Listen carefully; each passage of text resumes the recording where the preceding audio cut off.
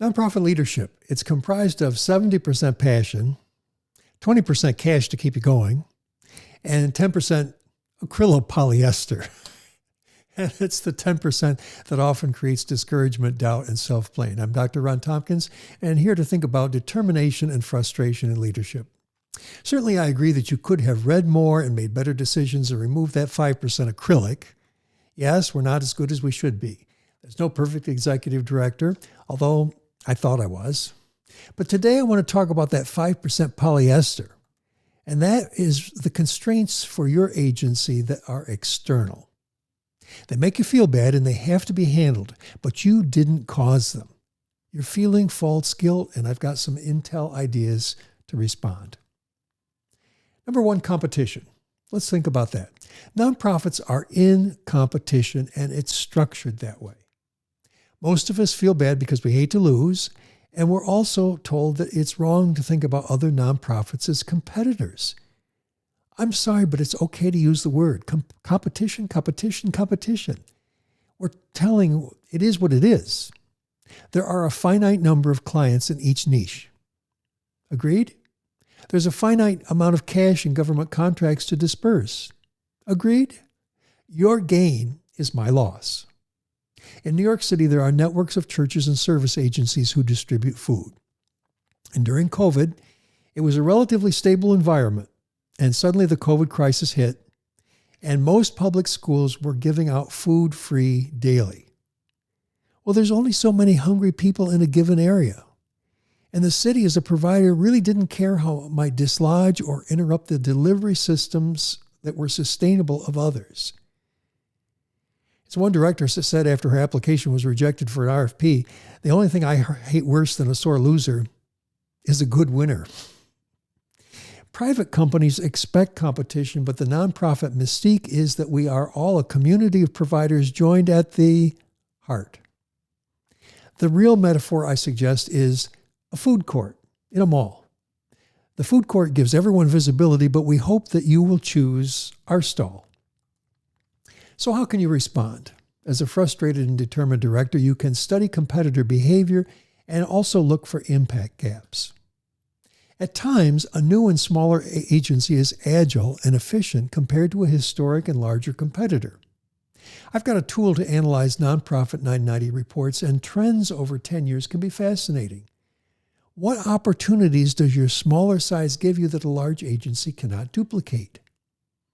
Similarly, look for impact gaps. Constanza Counseling has received city contracts and private clients and finally reached a revenue of $1 million. It's still a small agency. Highline Community House in the same area offers counseling and its budget is over $20 million. Now, neither of them expected the Title 42 immigrants from the Texas border coming every day. But Constanza pivots very quickly, gathers the leaders that couple of days, hires Spanish speakers for refugee trauma counseling. Highline has a very defined 3-year strategy and reviews it twice a year. And by the time Highline adjusts their strategy plan, Constanza has received another $1 million in city contracts and now has a revenue of $2 million. They doubled their agency. Now, while this is just an illustration, the truth is timeless. Outsider organizations can be agile, and established larger organizations often have cumbersome processes to protect against loss instead of maximize gain. But as a smaller agency, you're interested in maximize gain. Number 2, oversight and control. Government funds and watches human service activity more than private companies. When Trump wanted to build a new hotel in Manhattan, he got a 40-year tax exemption. But if you wanted to start a new homeless service for seniors in Manhattan, you will find regulators and inspectors running in crowds as you scale. Not to give you a 40-year tax exemption either. While some regulation is needed, inspectors also delight in checklists where something bad can be found during a visit. So what's your determined answer? This is why we focus in scaling up on flawless execution. Ramp up your efficiency. Because government contracts, the contractors, the funders, are not particularly efficient. They assume that your operations efficiency will be comparable to their own workplace. So they come out to measure our activities, and instead of results, they expect a large middle management because that's what they experience in their own office space. So if you're under $6 million in revenue, try to work with just 3 levels in your agency: staff, 1 level of managers, and the C-suite. Delegate more authority to your frontline managers, pay them well. They're smarter than you think. And your managers will feel some pressure. But their self-confidence, their self-respect, it's going to soar. And then what can you do with that extra cash that you saved by cutting out that 4th level? Develop above standard results in your contracts, beyond what's expected. Results as though your mother, your brother, or your granddaughter was going to be the client. Wow. Number 3, nonprofits of privilege.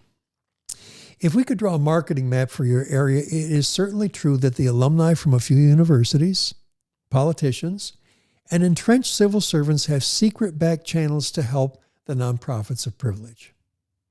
How do you know? Well, suddenly you turn around, as I did as an executive director, and Noblesse Nonprofit has started a program at my back door. Now, you scroll through your emails fruitlessly trying to find which email you missed to the contract opportunity. Of course you're guilty. It's your fault. Of course there was no email. It was the nonprofits of privilege system at work. Often the nonprofit that you envy was an early entrant into your chosen service area, and they got large by collecting a lot of quietly offered programs and cash from foundations and government. And once that system is installed and operating, it's hard to break into. Are you determined? Buy your way in. Govind Darajan says that we always need to be working on a project outside our competence.